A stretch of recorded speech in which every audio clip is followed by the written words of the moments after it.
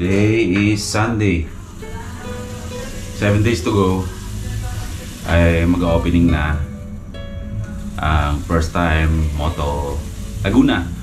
Pero matagal na siyang open. I mean, grand opening. Kung saan i-celebrate natin yung pagbubukas officially ng first time Moto branch natin sa Laguna. Pero ngayon, dito ako ngayon sa first time Moto Main. Kung saan ako nakatira dito sa Giginto, Bulacan. Lilis, tanghalian. Cravings. With itlog na maalat. Nakalimutan yung itlog na maalat bumili. With kamatis and sibuyas. Bibili na lang ako mamaya ng itlog na maalat. Ang dami naman. Pansin nyo, ilang araw na rin ako hindi nakakapag-upload.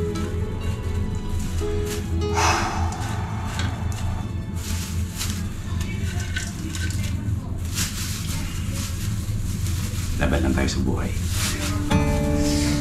Struggles in life.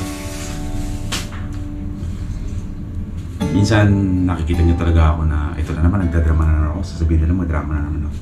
Nag-explain lang naman ako kung bakit wala akong upload. So parang napuputol yung mga daily vlogs ko dahil hindi naman tayo bumibiyahe. Bibiyahe tayo pero inaantay pa natin yung mga dates ng biyahe natin. Pero the usual na mga normal na araw na nagnegosyo tayo at nagbo-vlog tayo, medyo hard time talaga para sa akin kasi pareho akong priorities yan. Pareho kasi mga trabaho yun.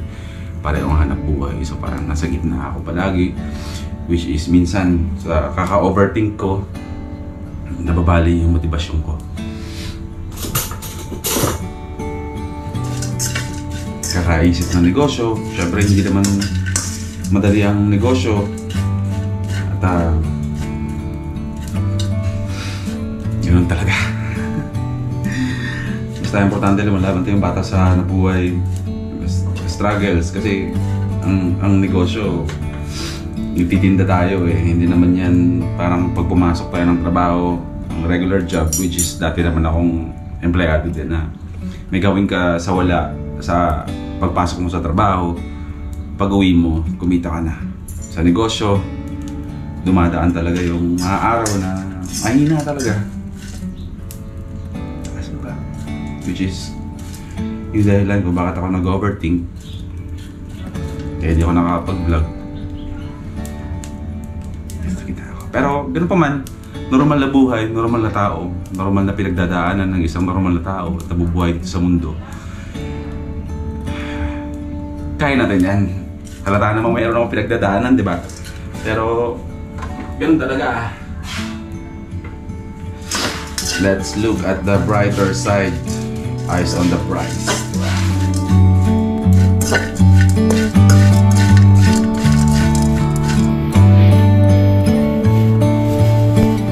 Ang challenge sa nakasanayan ninyo na boy na parang nagmo-motivate, nag-encourage, nag-inspire.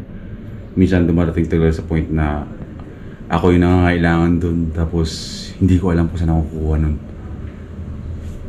Hirap. Pero bilang isang simbolo ng palaban sa buhay, dapat palaban tayo sa buhay talaga, no? Si Boy P, kung hinahangaan ninyo is katulad din lang din ninyo yan na parang normal na tao lang na napapanood nyo sa vlog at sinusundan nyo yung buhay ko. Pero as a Boy P naman, bilang ako is wala naman akong pinagkaiba sa inyo na pinapanood nyo ako, kayo mga nanonood sa akin, ako na pinapanood nyo. Pareho lang tayo mga tao, pati-pantay lang tayo. Kaya kapag may pinagdadaanan kayo, ako rin may pinagdadaanan. Pero ang tanging magagawa ko lang dun is gawin natin yung negative, gawin natin siyang tool para maging positive. Yung kahinaan, gawin nating tool para tayo lumakas ulit. Hindi ko alam kung paano ko i-explain, pero malalagpasan natin ito. Sabi ko nga, ang dami ko ng problemang nalagpasan. Ang dami na namin hinarap na problema. Pero dito tayo ngayon, hindi ako makakaalis kasi nga nag-ayos kami ng mga stocks dito. Pero dito lang ako ngayon sa shop. dapat ipapaayos ko si Madonna today kasi nga sa mga sira niya. Napunta ako ng Yamaha kanina, hindi ako nag-vlog. Sarado pala, Sunday. So, tignan natin, mamaya. Tignan natin kung anong tatakbo ng vlog natin. Ayoko lang kasing ma-miss yung mga araw talaga na nag-aantay kayo sa wala. So, sabi ko, may manood o wala, konti ang manood, mag-upload ako. Kasi alam ko kasi may mga nag-aantay sa akin. So, pagtyagaan nyo lang kung anong i-upload ko habang walang biyahe, and then bawi ako sa inyo kapag bumabiyahe tayo, no? Malaki ang mga biyahe nating mangyayari next month. So, sikasuhin ko lang yung opening natin sa First Time Moto sa Laguna, and then rock and roll tayo. Yung mga aso namin, hindi yan masyadong close sa akin. Pero meron akong paraan palagi kung paano sila magiging malapit sa akin. Gano'n ka kamahal ng mga alaga natin, mahal? Sobra. Sobrang mahal? Oo. Talaga? Hindi ka nila iiwan? Iiwan nila ako. Saglit lang. Saglit lang? Hindi kasi kami close ng mga alaga namin eh. Pero kaya kong palapitin yung mga loob niya sa akin in an instant. Yung sekreto ko dyan.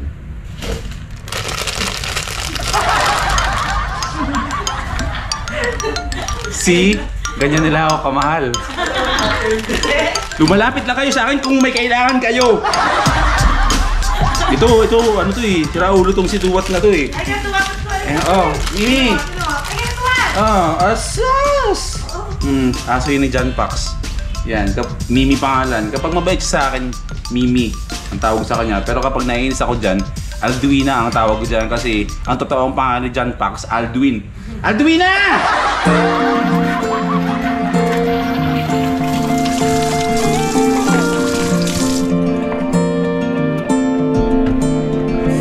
I go home alone tonight.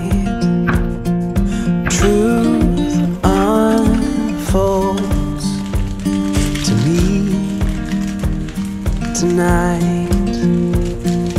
Leave behind my safe Kamatis, sibuyas, paminta, sili, alam mo. Tapos yung mga gusto maglagay ng bagoong. First time auto work mode muna. Save me. Now I'm ready to be falling, to be living, coming, going home. Samahan niyo muna ako. Ano nga ba ang mga pinagkakabalahan ko habang hindi ako nakakapag-vlog?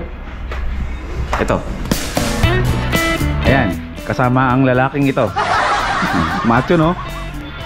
Yan yung mga inaatupag dito sa First Time Moto. Meron ako sasabihin. Meron akong good news. Kasi alam nyo naman yan na syempre, Geely Helmets yun ang ginagamit kong brand.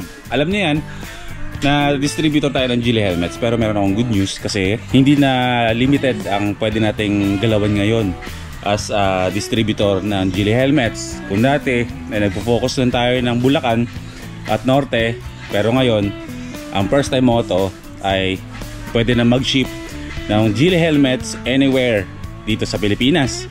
So syempre kapag ikaw ay merong moto shop, nagbibenta ka ng helmets at wala ka pang Geely Helmets, pwede kang kumontak dito sa First Time Moto.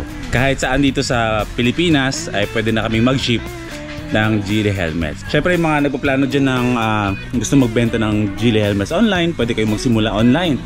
And then kung meron namang existing mga shops kayo, ay di pwede nyo idagdag yung Geely Helmets. Pag-message lang kayo sa amin para mapadala namin kayo ng Geely Helmets anywhere dito sa Pilipinas. Especially ngayon marami kaming inquiries na ito yung mga, syempre nanonood sa akin karamihan is mga OFW. Lagi nilang iniisip, ang pag-uwi nila, lagi nilang iniisip kung ano yung hanap buhay nila pagbalik dito sa Pilipinas, or gusto na nilang i-establish habang nasa ibang bansa sila like Saudi Arabia, mga ganyan mga kausap namin dito, ay ina-assist namin sila kung paano nila simulan yung shop nila, yung helmet shop nila sa lugar nila. Mag-message na kayo. Tuloy pa rin ang mga kaganapan natin sa buhay na to, sa pagtatrabaho natin dito. Samahan niyo muna ako sa bahay, kukunin ko yung L300 kasi magdi-deliver tayo ng mga boxes mamaya sa ibang branch ng First Time Moto. Pag napunta kayo dito sa shop, hanapin nyo lang si J Mark, itong napaka-machong lalaking ito. Magbumotor tayo, namimiss ko na magmotor eh. Oo nga pala, ito nga pala yung gagamitin ko na helmet sa susunod, ito modular. Tsaka ipapakita ko sa inyo yung bagong intercom natin na gagamitin sa Geely helmets. Babalikan to, Jane. Oh, oh, sige. Ano mahal, alis mo na ako. Ikaw mo kaya? Matagal na. Noon, bago ka ngayon. Pangit ako noon kasi hindi mo pa ako nakikita sa buhay mo noon. Kahit throwback picture mo pangit mo. May mga kapanahonan na sa tingin mo pangit ako sa mga pictures ko, gwapong-gwapo yung mga babae nung panahon na yun sa akin. Diba? Mas gapo ka ngayon. Hindi noon pa. Ay, Tignan mo lahat mga ex ko, pinakita ko sa lahat sa yung mga ex ko, lahat magaganda. Mistisa, ganyan, diba? Pikachu? Ba't parang hindi ka sangayon? oo na, sila na mistisa. O, yun na pala yung kukuha ng ng helmet eh. Congrats po sa bago ninyong helmet. Bye bye. Uwi mo na ako. Nasaan yung susi ng shout out kay ma'am, kaibigan ng classmate ko, ng kapatid ko si Genesis. Susi ng ni Spike.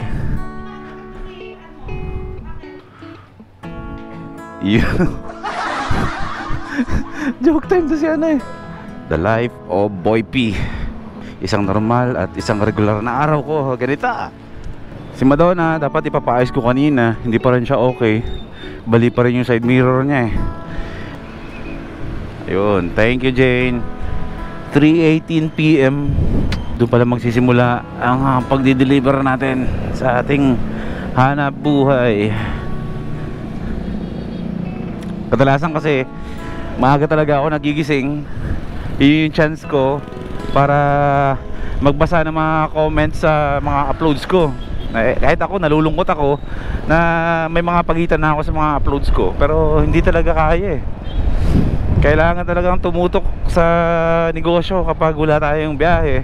Meron akong isang basang comment kanina na bakit hindi ko daw gawin yung mga biyahe na kasi alam nyo naman na next month ay babiyahe na kaming dalawa ni Becoming Filipino. Bakit daw hindi ko daw gawin yung mga biyahe na kung ano yung ruta niya, parang ganyan. Eh sino ba naman ang ayaw ng bumiyahe, 'di ba? Hindi lang yun yung mga gusto kong puntahan eh. Marami, kaso nga lang talaga yung reality na hindi lang talaga tayo kasi motovlogger na yun lang ang inaatupag para maghanap buhay. Dati, ganoon ako. Ang kaibahan kasi noon tsaka ngayon, noong dati pa na talagang full-blooded motovlogger tayo, na nagagawa ko yung mga bagay na gusto ko agad-agad. Yung oras ko, matutulog lang ako, magbablog, mag-e-edit, yun lang eh. Pero in reality kasi, ngayon, is hindi na ganun yung sitwasyon ni Boy First Time. Naghahanap buhay na rin tayo ngayon maliban sa YouTube. Nag-aasikaso na rin ako ng business. Though hindi naman talaga ako yung talagang 100% na nagmamanage ng business yan. Pero kailangan kasi ng suporta ni Prisha.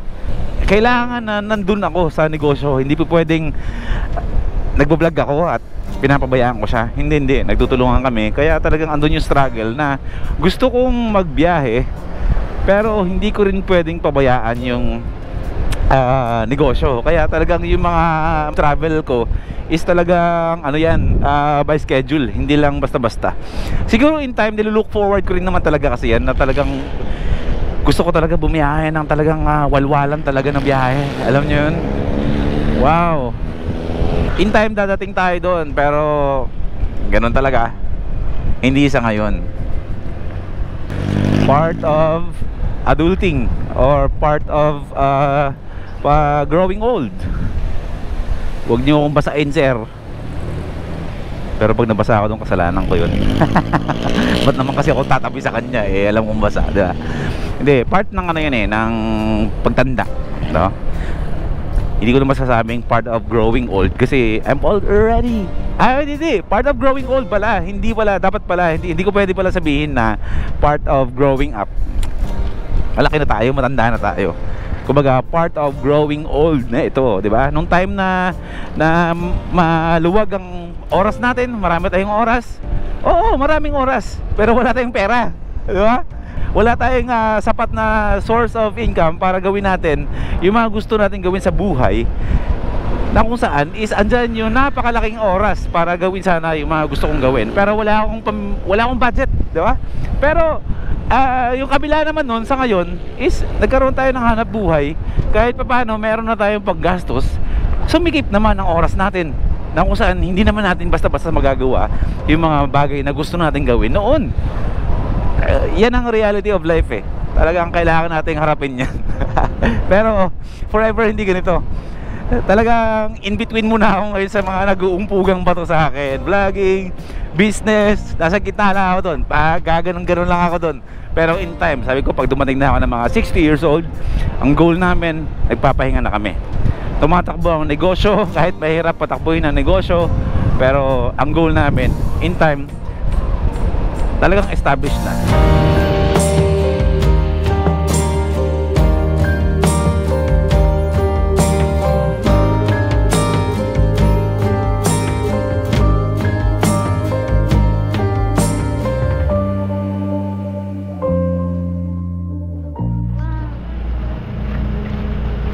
Let's go. Hindi ka sasama. Sama ka naman sa opening ng first time mo to eh. 3 days tayo doon ha. Yeah. Bawi ako sa'yo. I love you. Kailan po alis? This week. Sabay ko pala. Oh, mag-ready ka na ng damit mo ha. I love you.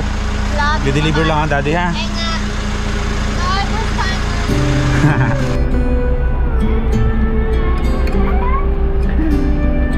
I love you. Love you. Bye. Million thoughts are spinning round in my head. My boss holds it down, 'cause I'm almost there.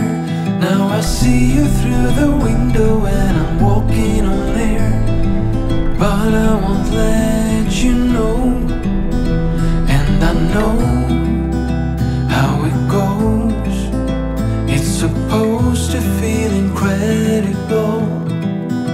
It's too bad you had to leave. Please come back now, baby, where were we? Said you changed and a lot. Got the memories still popping up. Show me your heart, show you mine.